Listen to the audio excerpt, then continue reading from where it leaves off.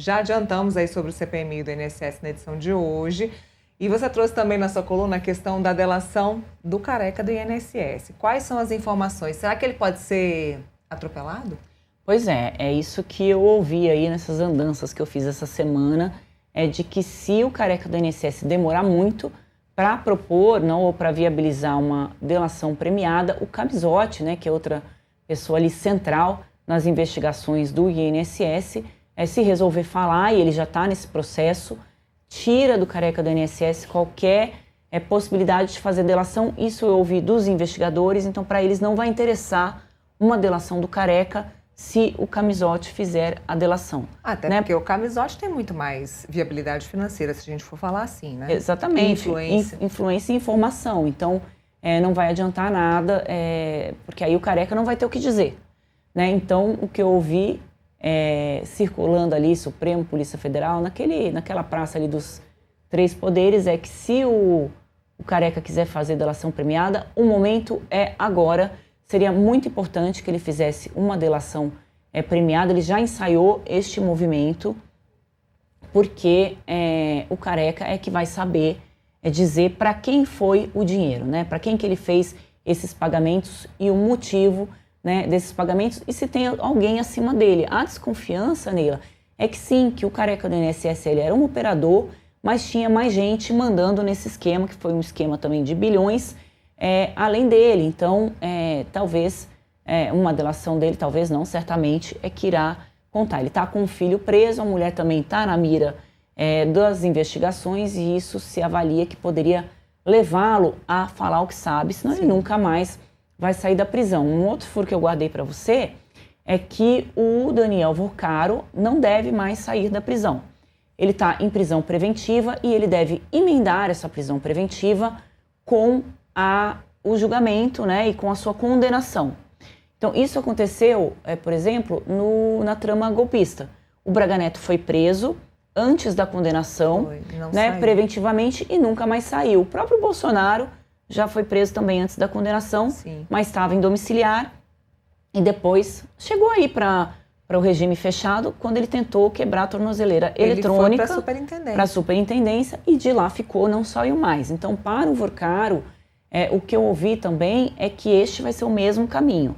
Então, não tem mais prisão domiciliar para o Vorcaro, ele vai ficar ali, o processo não termina esse ano, deve terminar no ano que vem. Tem 111 celulares de todos os investigados do caso Master que precisam ser analisados ainda, então é um processo longo, que se estima que só no ano que vem, então ele já fica ali, depois isso reduz da pena, né, que ele deve ser condenado. A delação premiada, se for aceita pelo ministro André Mendonça, vai significar uma redução de pena do Vorcaro, mas não uma extinção da pena, né, pela posição que ele estava ali, de um líder de um esquema. Ele vai ter que ter alguma pena a ser cumprida, mas se for uma pena de 3 anos, ele já pode ter cumprido quase metade da pena nesse período que ele está lá, e uma multa bilionária que é calculada, você pega ali tudo que ele pagou de propina, mas o prejuízo que ele causou, né, às pessoas que investiram no Master, soma tudo isso, esse é o valor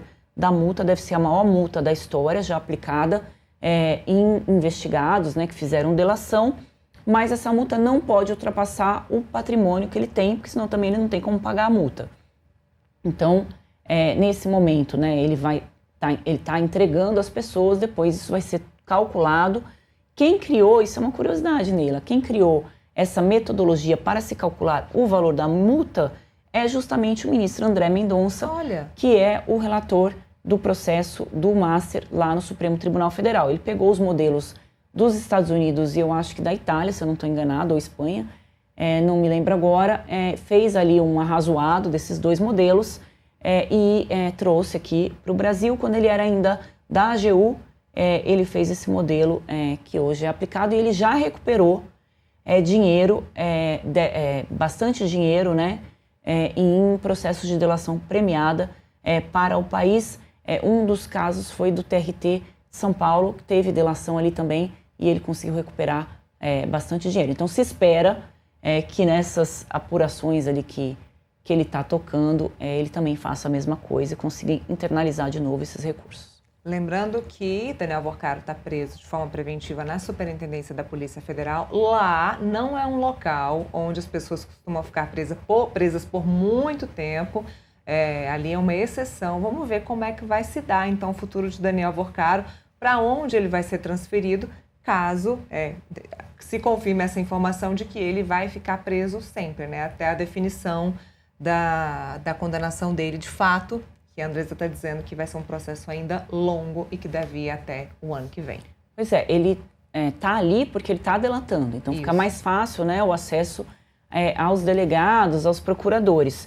Inclusive ele estava numa cela comum e foi transferido para aquela sala onde o Jair Bolsonaro ficou preso, é uma sala adaptada, mas ele não tem acesso à televisão. No primeiro momento se achou que ele iria para lá, mas colocaram ele lá numa cela com grades, mas o ambiente era escuro, ele não conseguia trabalhar nos documentos que ele precisa apresentar para a delação premiada. Então colocaram ele nessa sala sem acesso à televisão, ou seja, as informações que o Vorcaro está recebendo são só as informações que ele recebe dos advogados e familiares. Ele teve visita esse final de semana da irmã e dos filhos, é o primeiro contato que ele teve com a família depois que ele foi preso, né, nessa segunda prisão do Daniel Vorcaro. Foi a primeira vez que ele teve acesso aos filhos e à família. Então as informações devem estar chegando para ele de forma muito controlada, até para que a saúde mental dele, né, seja preservada ali nesse momento. E tem o cunhado, né, o Daniel Zettel, Fabiano Zettel, que está negociando também uma delação premiada, o que seria bastante interessante, Neila, porque vai complementar a delação do Daniel Vorcaro. O Zettel, ele era um instrumento do Vorcaro. Ele usava o Zettel para fazer pagamentos que ele não queria aparecer.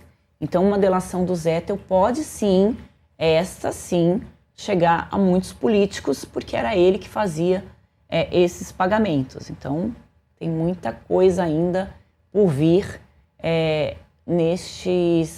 nestas investigações, né? Tanto do Banco Master, que por enquanto o único delator é o Daniel Vorcaro, e também nas investigações do esquema do INSS, que ali tem um delator, mas muitos outros negociando também entregar tudo que eles sabem para redução de pena. Vamos ver quem está na frente, no caso aí da CPMI do INSS.